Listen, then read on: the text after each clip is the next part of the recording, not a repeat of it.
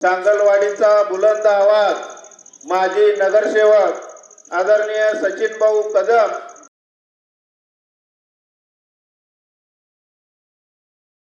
यांना विनंती करतो की त्यांनी या विचार मंचावर आपले विचार व्यक्त करावे।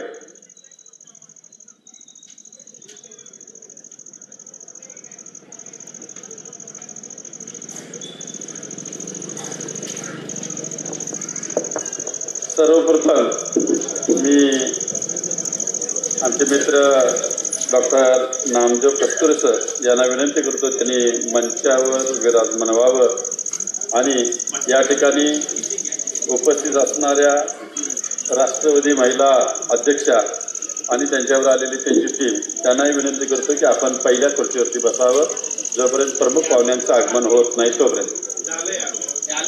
आणि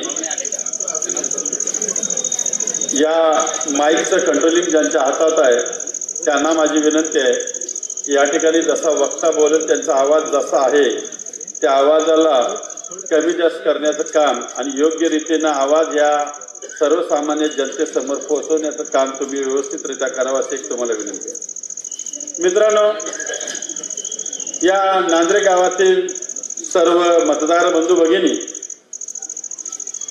यांना माझी एक विनंती आहे की ही जी विधानसभेची निवडणूक सुरू आहे, आपलं अमूल्य मत आपण देत असताना काय विचार करायला पाहिजे या बाबतीत मी प्रथम तुम्हाला सांगतो। आमदार ही व्यक्ती आपण का निवडून देतोय? जसा गावामधला ग्रामपंचायतीचा सदस्य आपण निवडून देतो त्या सदस्याची काहीतरी एक जबाबदारी असते। आता ग्रामपंचायतीच्या सदस्याची जबाबदारी आहे की गावातले रस्ते गटारी वगैरे स्वच्छता वगैरे हे काम करणं आणि आमदाराची जी व्याख्या आहे त्याचं कर्तव्य आहे ते असतं तर त्याच्या मतदारसंघामध्ये त्यानं उद्योगधंदे वाढीस आणणे। आता गेली 10 वर्ष आपण वेड्यासारखं ज्या विद्यमान आमदाराला निवडून देतोय त्यांनी 10 वर्षात एकही उद्योगधंदा आपल्या सांगली मतदारसंघात आणलेला नाही आणि नाही, पण त्यांनी त्यांचा मात्र सोन्याचा धंदा वाढवला, त्याची एक शाखा मात्र विश्रामबागेला वाढवली। दुसरी गोष्ट, शिक्षणामध्ये या आमदाराचं काम करणं गरजेचं आहे। शिक्षण मध्ये तर या आमदारांनी कोणत्याही प्रकारची शिक्षण संस्था सुद्धा या 10 वर्षामध्ये कोणती वाढीस आणली नाही, अगर संस्था आणलेली नाहीये। तिसरा मुद्दा म्हणलं तर रोजगार वाढीसाठी आमदारांना काम करायचं असतं, पण या 10 वर्षामध्ये या आमदारांनी एकही रोजगार निर्मिती केलेली नाही आणि केलेलीच नाही। कृषी क्षेत्रामध्ये त्यांचं लक्ष असणं गरजेचं आहे। कृषी क्षेत्रामध्ये वाढीसाठी या आमदाराचं काम असतं, पण 10 वर्षामध्ये कृषीमधलं काही समजतच नाही, त्यामुळे या आमदारांनी कृषीमधलं सुद्धा कुठलं काम केलेलं नाही। त्यानंतर जर बघितलं तर जे काही कर धोरण असतं महाराष्ट्र राज्याचं राज्यस्तरीय कर धोरण याच्यामध्ये वाढ होण्यासाठी त्याच्यामध्ये जी काही धोरणं ठरवायची असतात ते त्या विधानसभेमध्ये मांडायचे असतात आणि ते मांडण्याचं काम सुद्धा या आमदाराचं असतं, पण गेली 10 वर्ष एकही शब्द आपल्या तोंडातून न काढणारा आमदार म्हणजे सांगलीचा विद्यमान आमदार। विचार करा, जी नगरसेवक किंवा ग्रामपंचायतीचे सदस्य काम करतात तसली कामं जर आमदार करत असेल तर या आमदाराला आधी 10 वर्षात तुमची व्याख्या काय, तुमचं काम काय हे आधी समजावून सांगणं गरजेचं आहे। एखाद्या नगरसेवकाची कामं केल्याने कामं करणं म्हणजे आपल्या सांगली मतदारसंघाचा विकास होणार नाही आणि विकास करायचा असेल तर आपण अशा व्यक्तीची निवड करणं गरजेचं आहे की आपल्या मतदारसंघामध्ये मी ज्या काही गोष्टी सांगितल्या या आमदारकीमध्ये येतात, त्याच्या कर्तव्यात येतात, ते कर्तव्यात आणणारी व्यक्ती म्हणजे पृथ्वीराज बाबा पाटील यांना आपण निवडून देणं गरजेचं आहे। दुसरी गोष्ट की मी सांगतो की अपक्षावर सुद्धा मी बोलणार आहे, पण तत्पूर्वी मी आधी पृथ्वीराज बाबांच्या वरती बोलतो। बघा, 10 वर्षामध्ये पृथ्वीराज बाबा या सांगली मतदारसंघामध्ये कोणत्याही पदावर नसताना काम करत आलेले. ते कुठेही निवडून आले नाहीत, कुठे नगरसेवक नाहीत, महापौर नाहीत, काय नाही. एक सर्वसामान्य व्यक्ती, एक मनापासून त्यांची तळमळ आहे की या सांगली विधानसभेसाठी काहीतरी करायचं, म्हणून गेली 10 वर्षे त्यांची तडफड मी स्वतः बघतोय. मित्रांनो, तुम्ही या ग्रामपंचायतीच्या हद्दीमध्ये राहतात, तुम्हाला सुद्धा माहिती आहे की आपल्याला महापुराचा तडका बसलेला आहे. या महापुरामध्ये पृथ्वीराज बाबांनी काय काम केलं हे तुम्ही स्वतःहून पाहिलेलं आहे. 2019चा पूर घ्या, 2021चा पूर घ्या, अगर परवा आलेला 2024चा पूर घ्या. यामध्ये पृथ्वीराज बाबा अगर त्यांची टीम, अगर त्यांच्या संस्थेची टीम ही गल्लोगल्ली गेलेली. ज्या ज्या ठिकाणी आता सांगलीमध्ये पुराचं पाणी आलं त्या ठिकाणी आता 2024ला सुद्धा लोकांना स्थलांतरित करण्याचं काम, त्यांच्या ज्या काही रोजच्या गरजा आहेत त्या भागवण्याचं काम, त्यानंतर त्यांच्या आरोग्यासाठी लागणारा सगळा औषध उपचार, हे सगळं पृथ्वीराज बाबाची टीमने केलेलं आहे. काय करतो आपण? कधी त्यांना निवडून दिलो आपण, तरी पण तो बिचारा काम करतो. असा आपला उमेदवार, एक सर्वसामान्य कुटुंबातला उमेदवार, त्याला कुठलाही वारसा सांगण्याची किंवा काही गरज नाही. स्वतःहून काम करणारी, एक धडपडणारी व्यक्ती आपण निवडून देत नाही, आपण नको त्याच्यात विचार करतो. आता गेली 10 वर्ष जो व्यक्ती निवडून येतो त्यांचं कोणतंही भरीव काम नाहीये. साधं सांगली माधवनगर रोडचा ब्रिज 9 महिन्यासाठी बंद करणार म्हणून आपल्याकडे परमिशन घेतली, पेपरबाजी केली. तो ब्रिज किती वर्ष बंद राहिला, किती महिने बंद राहिला, किती यातना आपल्याला भोगायला लागल्या. आमच्यापेक्षा तुम्ही जास्त भोगल्या, कारण तुम्हाला सांगलीला यायला हा मार्ग होता. पण अशा ठिकाणी त्यांनी कधी लक्ष घातलं नाही. सांगलीवाडीच्या समांतर आयर्विन ब्रिजला समांतर ब्रिज बांधण्याचं काम चालू आहे. त्या पुलाच्या नुसत्या भरावाचं काम राहिलेलं आहे, ते पूर्ण करण्याची पण त्यांनी हिंमत दाखवली नाही. कारण त्यांना माहित होतं की मागच्या पंचवार्षिकमध्ये पृथ्वीराज बाबा एक किरकोळ मतांनी पराभूत झालेले आहेत. त्यांनी काही नसताना सुद्धा त्यांनी किरकोळ मतांनी पराभव आपल्याला वाचलेला आहे. त्यामुळं आता बाबांच्या पुढे आपला टिकाव लागणार नाही, म्हणून त्यांनी 5-6 महिन्यापूर्वीच डिक्लेअर केलं होतं, मनातून डिक्लेअर केलं होतं. त्यांचे बंधू जे आहेत अर्बन बँक चालवतात, त्यांनी पण डिक्लेअर केलं होतं की यावर्षी तुझा टिकाव लागणार नाही, तो पृथ्वीराज बाबा पाटील तुझा पाडाव करणार. गप्प गुमान बसायला लागतंय. आणि वरनं जरांगे पाटलांचा पण इशारा आहे की या राज्याचे उपमुख्यमंत्री जे आहेत जातीमध्ये तेढ निर्माण करणारे जे आहेत, ज्यांचं नाव आहे फडणवीस. या फडणवीस मुळे या देशामध्ये, या राज्यामध्ये जाती जे तेढ निर्माण आपण केलेलं आहे त्याच्यावरती आपण आता 10 वर्ष आमदारकी भोगल्या. आता जरांगे पाटील वगैरे जे आहेत ना, यांनी सुद्धा आपल्याला एक मुखाने विरोध केलेला आहे. आपला आता पाडा होणार, नादाला लागायचं नाही, हे त्यांच्या भावानीच त्यांना सांगितलं. त्यामुळे त्यांनी गप्प बसायचा निर्णय घेतला. पण नेहमीप्रमाणेच वसंतदादा घराण्यात 1986 पासून चालत आलेली परंपरा, मी 1984 पासून वसंतदादा खानदानाबरोबर आहे. 1984 पासून मी या वसंतदादा खानदानाचे मी राजकारण बघतोय. आणि जे नेहमीप्रमाणे एकमेकाला पाडून दुसऱ्याच्या खिशात घालायचा जो पराक्रम करतात हे वसंतदादा खानदान, त्यांनी यावेळेला सुद्धा तेच करायचं ठरवलं. आणि त्यामध्ये नेहमीप्रमाणे विद्यमान आमदार सक्सेस झाले. त्यावेळेला त्यांच्या मनामध्ये परत आमदारकी लढवायची इच्छा निर्माण झाली. कारण त्यांना माहित झालं काँग्रेसमध्ये 2 तुकडे झाले की आपली पोळी ऑटोमॅटिक भाजली जाते. आणि ती भाजणार यावेळेला अशी आशा निर्माण झाली. आणि ह्याच विद्यमान आमदारांनी परत तिकीट मागितलं आणि बरोबर फडणवीसांनी तो डाव साधला. की आपण सांगलीत परत जिंकू शकतो असा एक त्यांना आता वाटू लागले. पण तुमच्यासारखी आमच्यासारखी जनता आता वेडी राहिली नाही. मी आज सांगतो की 1986 ला पहिली इलेक्शन झाली, म्हणजे वसंतदादा नंतर, म्हणजे वसंतदादा या ठिकाणी राजीनामा देऊन राज्यपाल झाले आणि पोटनिवडणूक लागली आणि विष्णू अण्णा पाटील यांना उमेदवारी दिली आणि उमेदवारी त्यावेळेला दिली. संभाजी पवार आप्पा त्यांच्या विरोधात एक सामान्य नगरसेवक म्हणून निवडून आले होते नुकतेच, त्यांनी अर्ज भरला आणि दादा घराण्याला त्यावेळेला जी आग लागली पाडापाडीची, त्यात पहिल्यांदा वसंतदादा घराण्यानं त्यांच्या घराण्यामधल्या मदन भाऊच्या वडिलांना म्हणजे विष्णू अण्णांना आतल्या अंगानं मदत करून, संभाजी पवारांना मदत करून विष्णू अण्णांना पराभूत केलं. त्यानंतर दुसऱ्यांदा विष्णू अण्णांना तिकीट मिळालं, त्यावेळेला सुद्धा दादा घराण्यानंच पाडलेलं आहे, हे मी या चौकात ठामपणे सांगतो आणि हे दादा घराण्याला सुद्धा माहिती आहे आणि तुम्हाला सुद्धा माहिती आहे. विष्णू अण्णांचा पराभव हा संभाजी पवारांनी केला नाही, तर विष्णू अण्णांचा पराभव दादा घराण्याने केलेला आहे.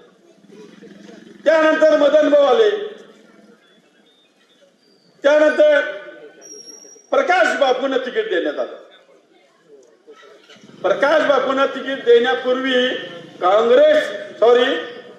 लोकसभेची आणि विधानसभेची एकाच वेळेला इलेक्शन झाली आणि त्यामध्ये लोकसभेचं तिकीट दिलं प्रकाश बापूंना आणि विधानसभेचं तिकीट दिलं आमच्या सांगलेवाडीतील दिनकर तात्यांना.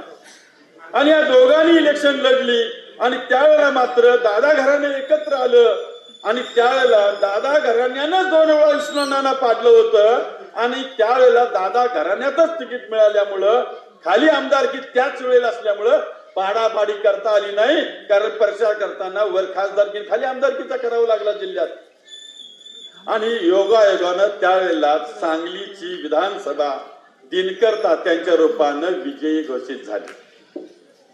ही एकदाच झाली आणि त्यानंतर परत प्रकाश बापूंना उमेदवारी दिली विधानसभेची आणि त्यावेळेला आमचे नेते आदरणीय मदन भाऊ पाटील यांनी बंडखोरी केली. त्यावेळेस सुद्धा आम्ही मदन भाऊना म्हणत होतो, भाऊ आपण बंडखोरी करायला नको, कारण आपण एकमेकाला किती वर्ष पाडणार का, आपण जिवंत आहे तोपर्यंतच पाडायचं का. तर भाऊ म्हणले नाही सचिन, यावेळेला आपण जिंकतोय. मी म्हणलं या सांगलीच्या नगरसेवकांच्यावर तेवढा विश्वास ठेवू नका, कारण भाऊ आपल्या मागं रॅलीला वगैरे इतकी गर्दी असते की त्या संभाजी पवारांच्याकडे गर्दीच नसत्या, प्रकाश बापूंच्याकडे पण गर्दीच नसत्या, पण आपल्या मागे एवढी गर्दी असते ना, ही गर्दी ज्यांची आहे ना, ही फक्त तुमचं शेपाड धरून तुमच्या बंगल्यावर राहणाऱ्यांची गर्दी असते.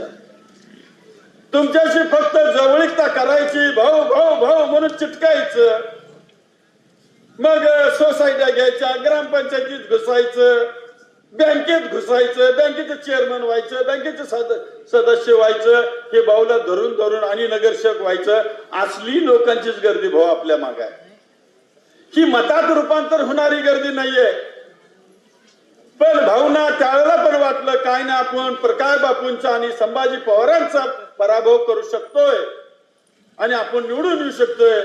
पण घात केला मदन भाऊंच्याच जवळच्या लोकांनी आणि त्यावेळेला आदरणीय प्रकाश बापू पण पडले आणि आदरणीय आमचे मदन भाऊ पण पडले आणि परत संभाजी पवार निवडून आले. हा इतिहास आहे आणि तुम्हाला पण आठवत असेल, मी परत एकदा तुम्हाला उजळणी केल्यानंतर तुमच्या लक्षात येत असेल, होय असं घडलं होतं. आणि त्यानंतर मागच्या वेळेला एक नौखा उमेदवार म्हणून, एक काम करणारा झगडणारा मनुष्य आहे म्हणून पक्षानं याच पृथ्वीराज बाबांची उमेदवारी जाहीर केली आणि ही उमेदवारी जाहीर केल्यानंतर याच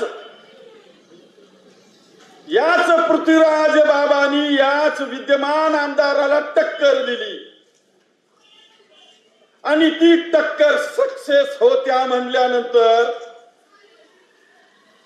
पुन्हा शेवटच्या क्षणाला अंदाज आला दादा घराण्याला, त्याचा मी साक्षीदार आहे.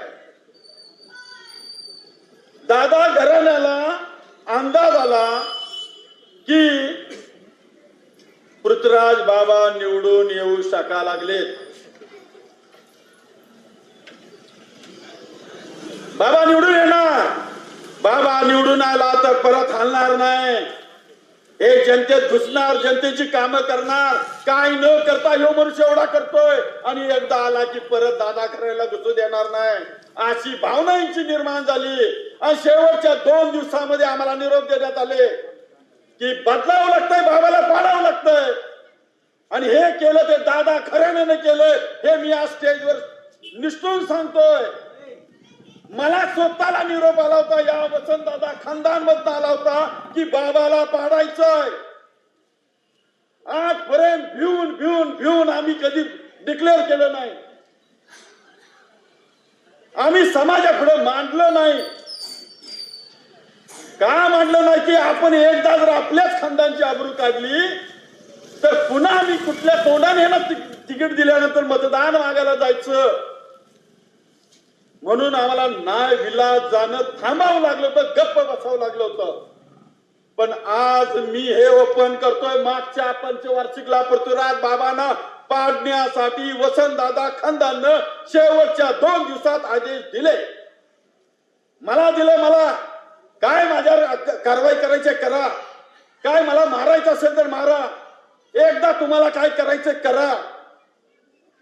अरे ज्या वसंतदादांनी महाराष्ट्राचं राजकारण सांगलीतनं चालवलं, महाराष्ट्रामध्ये खासदारकी आमदारकीचे तिकीट द्यायचं काम तुमच्या घरातनं चालत होतं, त्या घराला 1986 पासून बर्बाद करायचं काम तुम्ही ठरवलेलं आहे, केलेलं आणि करत आलेला आहात.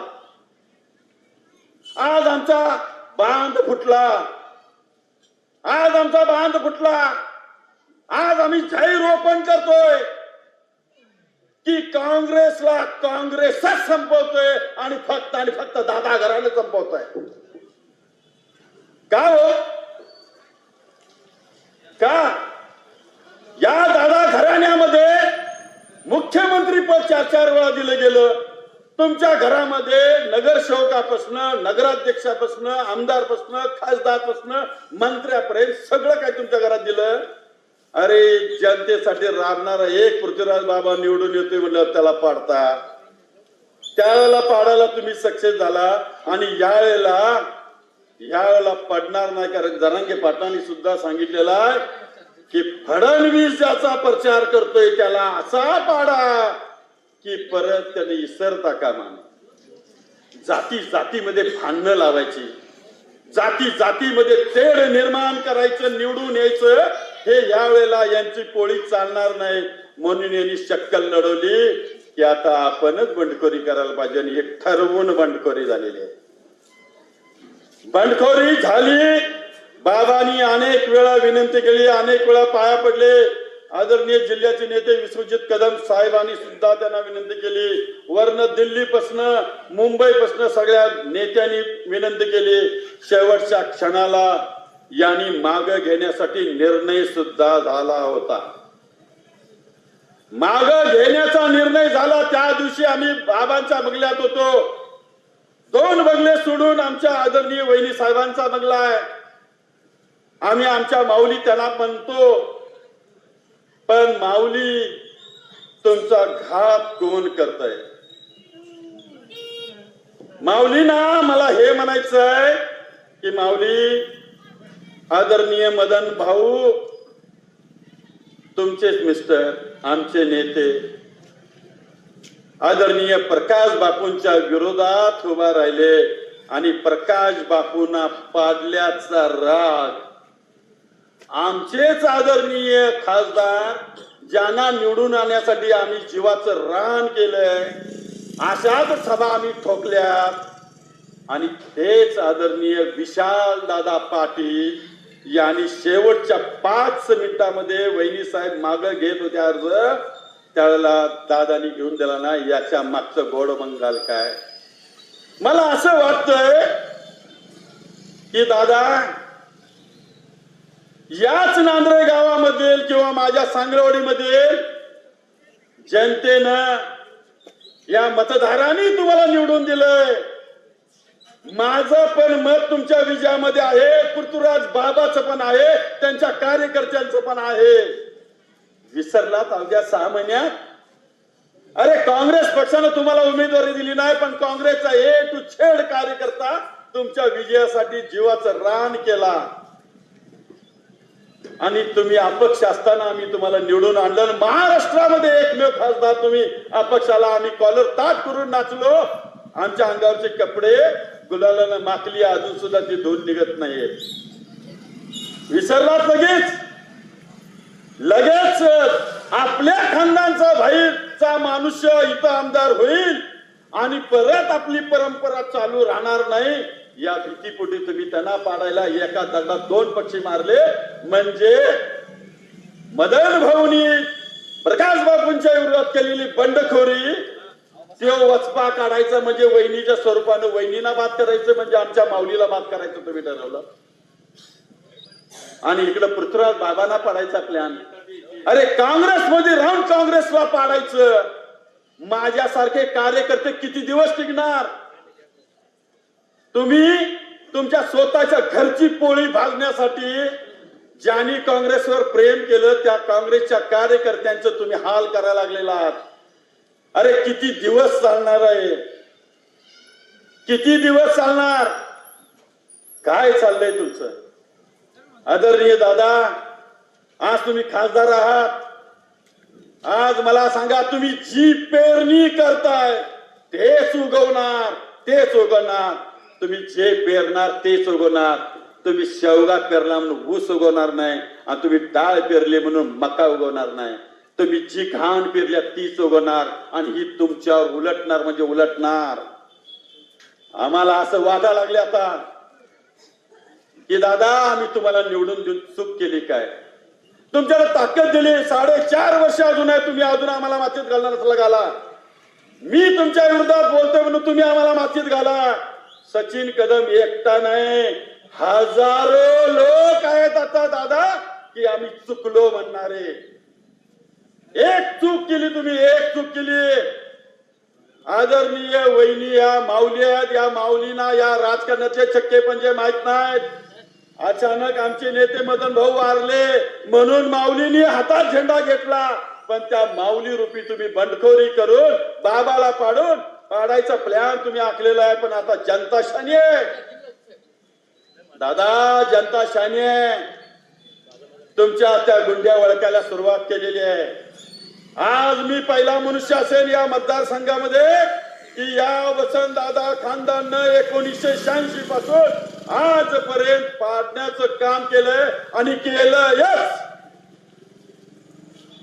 मी कोणत्याही स्टेजवर यायला तयार आहे. मी एक सर्वसामान्य मनुष्य आहे. तुम्ही उद्या ठरवलं तर मला बर्बाद करू शकताय, पण एक सचिन कदमला बर्बाद करून तुमचं फिटणार नाही.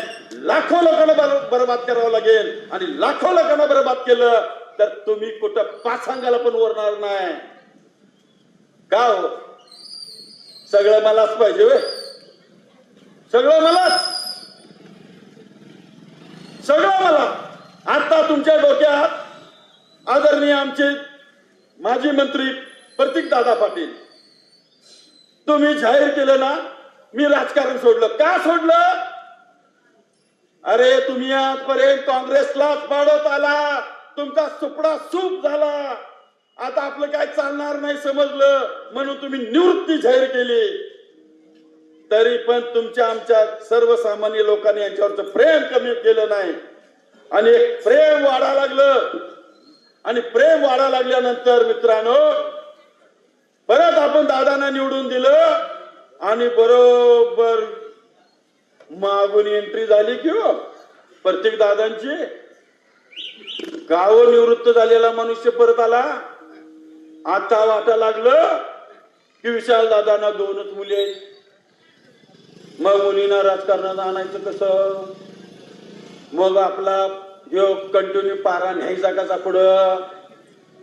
मग आता निवृत्ती घेतलेल्या बाबाला आमच्या दादांना माजी मंत्र्यांना 2 मुलं आहेत, 2 खोंड आहेत. एक खंड आता काढायचं नगरपालिकेला किंवा जिल्हा परिषदला, मग महापौर करायचं, हळूहळू खोंड तयारीचं झालं की पुन्हा आमदारकीत आणायचं. म्हणजे आत्ता आमदारकी बाबाला दिली की बाबा काय हलायचं नाही, कारण बाबा गल्लीबोळातले काम करणार, सर्वसामान्यांचे कार्य करणार, काम करत करत यो लोकांच्या गळ्यातला स्थायिक बाबा बनला तर मग आपली पिढी पुढे कसं जाणार, त्यापेक्षा आयडिया करून मग बहिणींना गोड बोलून बरोबर गेम करायची ठरवली दादा. आणि तुम्ही यावेळेला सुद्धा जब भी बात बिजनेस की आती है, दो शब्द सुनते हो, व्यापारी और सीईओ. तो व्यापारी क्या होता है, सीईओ क्या होता है? कदम साहेबांच्या पश्चात विश्वजित कदम यांनी थोडं ग्राउंडला येऊन तो वारसा अधिक सक्षमपणे चालवण्याचा प्रयत्न केला. विश्वजित कदम यांच्यासाठी निवडणूक अवघड आहे असं म्हणता येणार नाही, पण ह्याला खूप महत्वाचं आहे की संग्रामसिंह देशमुखांना उमेदवार द्यायची, याच्यामध्ये खूप शेवटपर्यंत झुंजावं लागलं. त्यांना यावेळेला यश आलेलं आहे आणि ते विश्वजित कदम यांच्यासमोर कमळ चिन्ह घेऊन लढतात ही त्यांच्यासाठी जमेल. सर्व पक्षामध्ये विश्वजित कदम यांचं वजन. हे शक्तीपीठ महाराष्ट्राच्या हायवे संस्कृतीचा निर्माणकाचा कौल काय सगळ्याचा अंदाज. आणि 2024च्या लोकसभा मतदारसंघ निवडणुकीत तुमच्या जनतेपर्यंत पोहोचवणारच. आज माझ्या तोंडातून सुरुवात झाली, उद्या तुमच्या तोंडातून सुरुवात होईल. तुम्ही घरात गेल्यानंतर सुद्धा म्हणशीला एक सांगलीचा सचिन कदम आला होता आणि त्या सचिन कदमना पोट तिडकीने सगळी सत्यता मांडली. का हो राजकारण असलं कुठं राजकारण असतं का? दुसऱ्याची घरं जाळायची काम, दुसऱ्याच्या ताटात तुम्हाला घाण टाकायची इच्छा होती.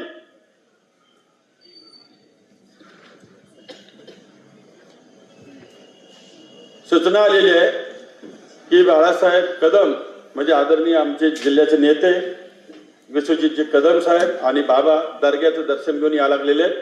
ती सूचना आली आहे तुम्हाला सांगायची. तर मित्रांनो, या दादा घराण्याला माझी विनंती आहे, आदरणीय वसंतदादा पाटील यांना सुद्धा तुमच्या लोकांनी त्रास दिलेला आहे. अहो एक काळ औरंगाबादमध्ये दादा गेले, तिथं दादांचा पुतळा आहे.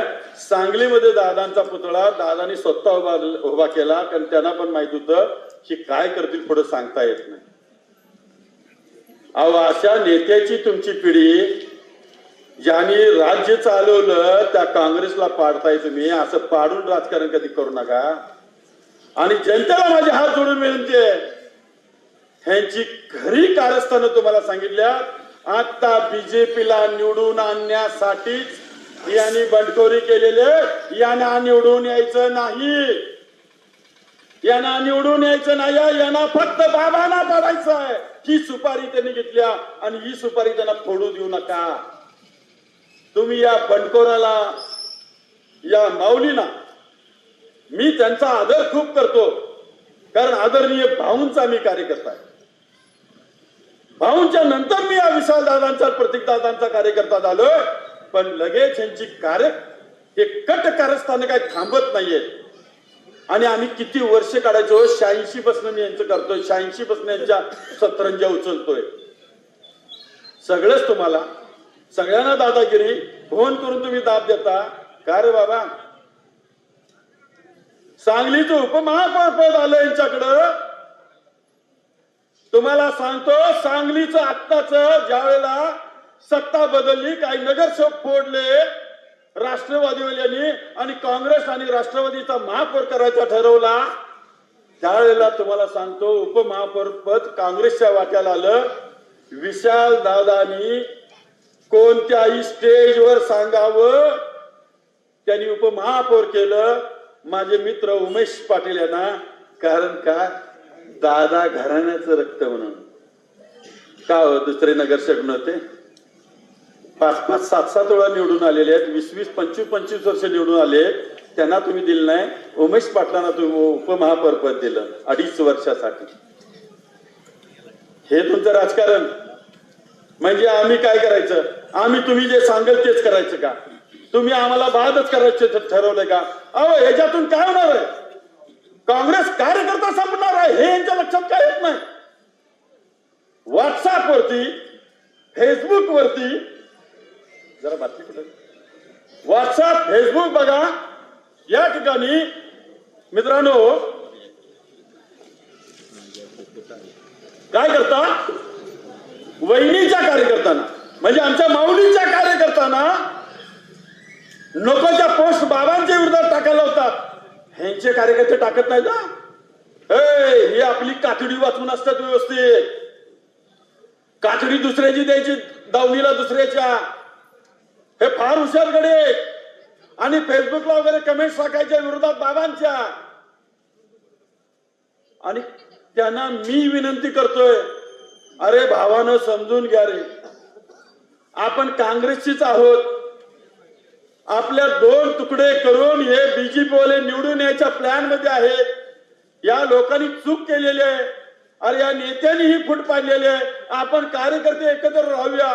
काँग्रेस पक्षानं अधिकृत उमेदवार बाबांना का निवडलं, त्यांचं कार्य बघितलंय, त्यांचं सगळं चार्जशीट बघितलंय मागचं, आणि त्यामुळं बाबांना तिकीट दिलेलं आहे. त्याच्या मागची कारण आहेत. आपण एक होऊया. पण मित्रांनो, यांची अशी जी डोसकी फडकावून सोडल्यात ना, काय नाही. यंदा आमचाच विषय. अरे जरा गल्लीबोळात जावा, लोकांच्या प्रतिक्रिया ऐका. लोक तोंडावर बोलत नाहीत, तुम्हाला घाबरून बोलत नाहीत, पण मतदान करताना तुम्ही नसताय रे बाबांनो. मदन भाऊंच्या माग हजारांना होती, पण माग असणाऱ्यांचे एवढं पण मतदान पडायचं नाही. का पडत नव्हतं?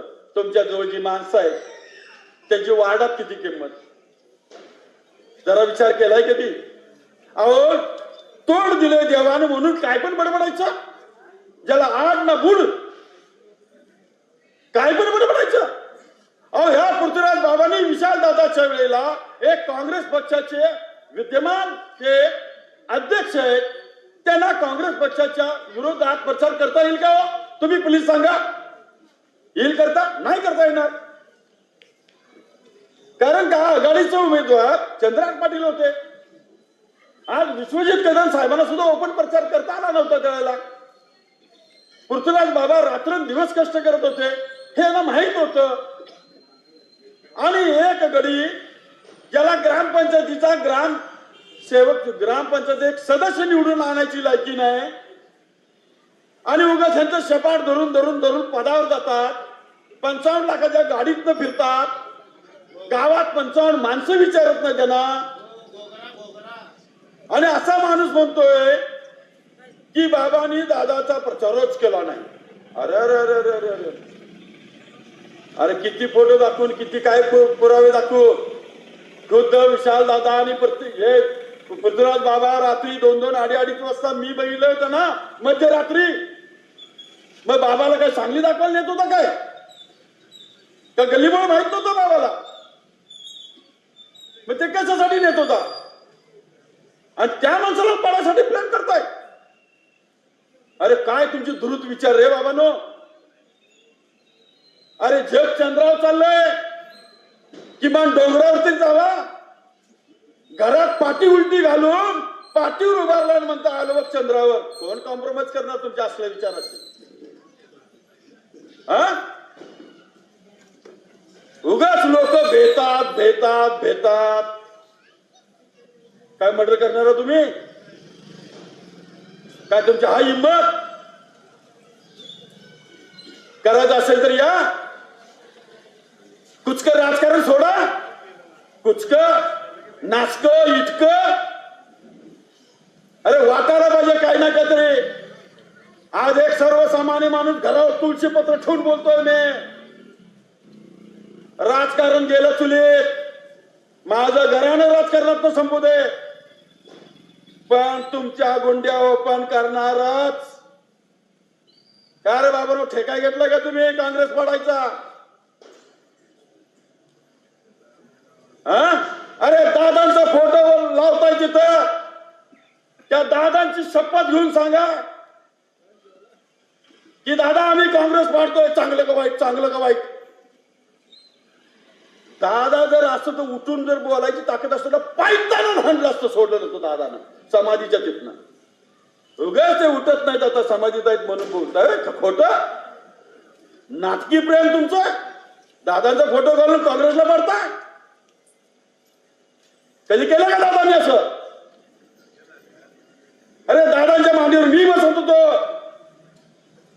आणि तुम्ही मांडी जवळच काय पायाजवळ येऊन देत नाही कार्यकर्त्याला. काम झालं की कुत्र्याची किंमत देताय. खासदारकी लागली पळून पळून खेळत होतो. मला 6.5 वर्षापूर्वी अटॅक आला होता. मला मयत घोषित केलं होतं मित्रांनो. देव कृपेनं परत मी जिवंत झालोय. आणि ह्याच विशाल दादांना बघितलं. ह्याच विशाल दादांना माझ्या माणसांना सांगितलं की सचिन पळून पळून खेळायला तो अटॅक पेशंट आहे. मी म्हटलं मेलं तरी चालेल दादा, तुम्हाला निवडून आणण्यासाठी आम्ही प्रयत्न करायला लागलोय. अरे मी एवढा राबलोय तुमच्यासाठी, तुम्ही काँग्रेस पाडायला चाललाय रे बाबांनो. हा, एवढ्या सोन्यासारख्या माणसाला तिकीट दिले, त्यांची उमेदवारी जमीन त्यांच्या विरोधात बंडखोरी करून त्यांना पाडायला चाललाय. या जनतेला खोल्यात काढायला चाललाय. या मतदारांना खोल्यात काढायला चाललाय. अरे आता तुमचं मी भांड फोडायला सुरुवात केली आहे. मला सांगलीच्या मोठमोठ्या सभेमध्ये ठेवा. काय मला कुणीकडे गोळी येऊ दे ना तर कुणीकडे तलवार येऊ दे. मी मरायला पण तयार आहे, पण यांचा बुरका फाडल्याशिवाय सोडणार नाही. आता लई केलं तुम्ही, लई केलं रे बाबांनो, लई केलं. काहीतरी लिमिट ठेवा की. सहनशीलता किती ठेवायची? अरे आता तुम्ही पेरणी केली ना या बंडखोरीची, आमच्या तुकडे केले. उद्या याच ग्रामपंचायतीमध्ये इलेक्शन होणार की नाही? का बंद झालं इलेक्शन? याच ग्रामपंचायतीच्या एरियामध्ये जिल्हा परिषद होणार की नाही? याच ग्रामपंचायतीच्या एरियामध्ये पंचायत समिती होणार की नाही? त्यावेळेला जर तुमचा उमेदवार उभा केला आणि तिथं बाबाने बंडखोरी केली तर रे, जैशी करणी वैशी भरणी. जे तुम्ही पेराल ते जर बाबांनी पेरलं तर काय होईल? एक बिचारा प्रामाणिक मनुष्य पृथ्वीराज बाबा आहे, गद्दारी करत नाही म्हणून त्याचा गैरफायदा घेता तुम्ही. लाज वाटायला पाहिजे म्हणतो मी, लाज. काय चाललाय प्रकार हो? मी आज या ग्रामदेवतेची शपथ घेऊन सांगतो मित्रांनो, हे जे करतात ना ह्याला कुठेतरी बांध घातला पाहिजे. यांना थांबवलं पाहिजे. तुम्ही आम्ही थांबवू शकतो. यांच्या गुंड्या जर थांबवायच्या असतील ना तर मित्रांनो या वेळेला बाबालाच निवडून द्यायला पाहिजे. तरच लोक म्हणतील सांगलीची जनता काय ताकदीची आहे हे दाखवून देऊया. मित्रांनो तुम्ही दाखवून देऊ शकताय का नाही? प्लीज हो किंवा नाही तर म्हणू शकता, हो किंवा नाही. हा, मी पोट खिडकी सांगतो, मी पुराव्यानिशी सांगतो, पुराव्यानिशी सांगतो. एकदा दादाने गट एका आमदार पाडायचा, एकदा भाऊच्या गटाने पाडायचा. असंच करत आलं रे, असंच करत आलं. उद्या हे नगरसेवक ज्यांनी या माऊलीच्या माग लागून लागून लागून लागून या दादाचं ऐकून ऐकून ऐकून ऐकून ह्या माऊलीला या बंडखोरीमध्ये पाडलं, या बंडखोरीमध्ये अडकवलं. प्रदेशच्या उपाध्यक्ष आहेत त्या. काँग्रेस पक्षानं महाराष्ट्र प्रदेशच्या उपाध्यक्ष केलेला आहे. त्यांना त्या बंडखोरीमध्ये पाडलं. अरे बाबांनो, तुम्ही तुमच्या वार्डमध्ये जावा. तुम्ही तुमच्या वार्डमध्ये निवडून येऊ शकत नाही. जे 2-4 लोक निवडून येऊ शकतात. आता मला सांगा, तुम्ही जर जिथे तुकडे झालेत तुमचे, उद्या समजा एखादा XYZ उमेदवार आहे की तो निवडून येऊ शकतो, तो नगरसेवक आत्ताचा म्हणजे विद्यमान होता, तो उभारला, तो निवडून येऊ शकतोय समजा काँग्रेस पक्षाच्या तिकिटावर. आणि जर का त्या ठिकाणी मी बंडखोरी त्याच्या विरोधात केली तर त्यावेळेला तो नगरसेवक निवडून येईल का? तुकडेच होणार ना आमचे. म्हणजे तिथं बीजेपीच निवडून येणार ना. म्हणजे मला सांगा, तुम्हीच पेरणी केली ना, तुम्हीच करताय ना, मग फेडायचं कोण? आम्ही कार्यकर्त्यांनी? म्हणजे कार्यकर्त्याला तुम्ही मुंडकं कापताय आणि तुम्ही तमाशा बघता. अरे तुम्ही निवडून आला, अपक्ष आम्ही निवडून दिलं तुम्हाला आणि आमच्या भावनेशी खेळता तुम्ही. काँग्रेस पक्षावर प्रेम करणाऱ्या सर्वसामान्य कार्यकर्त्याच्या भावनेशी खेळता तुम्ही. काय दादा, मी या खासदार दादांना प्रश्न करतोय, काय दादा हे चाललंय? वहिनी साहेब तुमचं ऐकत ना असं होऊ शकतं का? दादा वहिनी साहेब माघारी घेणार होत्या. शेवटच्या 15 मिनिटात मी त्या ठिकाणी होतो. दादा तुम्ही वहिनीच्या घराच्या आतमध्ये होता. जरांगे पाटलांनी 50 ते 60 मराठा समाजाचे सेवक कार्यकर्ते तुमच्याकडे पाठवले होते. त्या कार्यकर्त्यांनी वहिनींचे पाय धरून सांगितलं, वहिनी साहेब जरांगे साहेबांचा आदेश आहे की पृथ्वीराज बाबांना सपोर्ट करा आणि तुम्ही बंडखोरी माग घ्या. वहिनी साहेब माघारी घेणार होत्या, पण तुमच्या बुदगावच्या एका बीजेपीच्या बंडखोरानं मागं घेतल्याला जेव्हा समजलं, त्या क्षणाला दादा उठले आणि बंडखोरी फायनल म्हणून डिक्लेअर केली. काय गणित आहे त्यात? काय गणित आहे का हो? डोंगरे साहेबांना मागे घेतल्या तुमच्यातनं कुठनं ऊर्जा निर्माण झाली? काय कारण होतं की त्यांची मतविभागणी होणार नाही आणि पृथ्वीराज बाबा आता वन साइड निवडून येईल आणि आपल्या खानदानच्या बाहेरचा होईल. आता वहिनीला दाडोला द्यायलाच पाहिजे, पर्याय नव्हता आणि वहिनी साहेब माघार घेणार होत्या. आणि खूप आपले जिल्ह्याचे नेते कदम साहेब सुद्धा सांगतील, त्यांच्यापर्यंत सुद्धा ही बातमी होती. माघारी घ्यायचा निर्णय फायनल होता. दोन्ही जावाई पण तयार होते, दोन्ही मुलींच्या सहमती होती, बाई पाहुण्यांची सहमती होती. माघारी घ्या, तुम्हाला काँग्रेस पक्ष आमदार करणार आहे.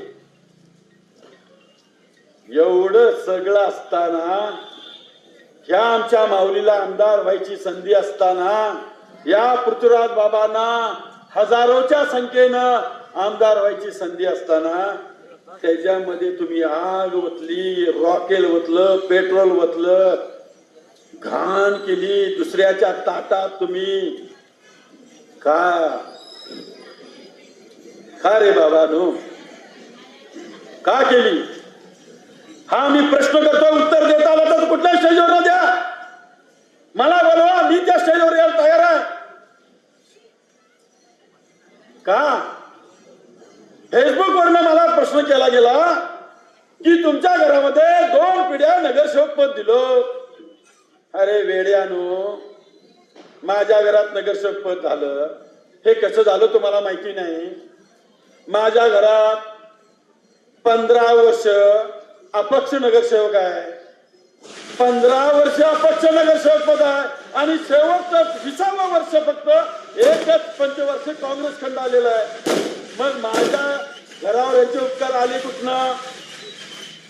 हे पण मी 4थ्या वेळेला पण अपक्ष निवडणूक लढवलं होतं माझं घर. त्यावेळेला यांनी सांगितलं की तुम्ही 15 वर्ष अपक्ष निवडून येऊन काँग्रेसमध्ये येतात, यावेळेला काँग्रेसचं तिकीट घ्या. म्हणून काँग्रेसचे तिकीट घेऊन काँग्रेसमधनं विजयी झालो.